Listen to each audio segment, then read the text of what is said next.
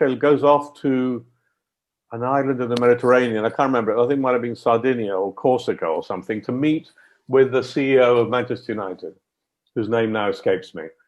But he was supposed to be a real shrewdie. That's what they thought back in England. And Jose Angel sat down and had lunch with him in a lovely sort of seaside environment. And they start talking Turkey. They start talking money. And Jose Angel hears that they're willing to let Beckham go for 30 million euros.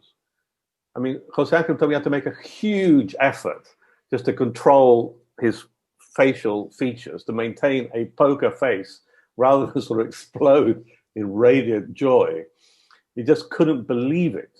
And what he couldn't believe was that United were selling Beckham at his valuation merely as a football player, and failed to understand the brand value that he brought with him. Failed to understand the huge amounts of money he was going to generate for the club, independent of his undoubted talents as a player. So he called Florentino. He went away to a corner, hid behind a tree, and said, "Florentino, you're not going to believe this, man, but this is what they're asking." And Florentino said, "No, bring him down, bring the price down." And Jose Angel said, "Jesus, no, God." Florentino just seize the moment. For God's sake, let's not ruin this. Florentino said, no, bring the sucker down. No.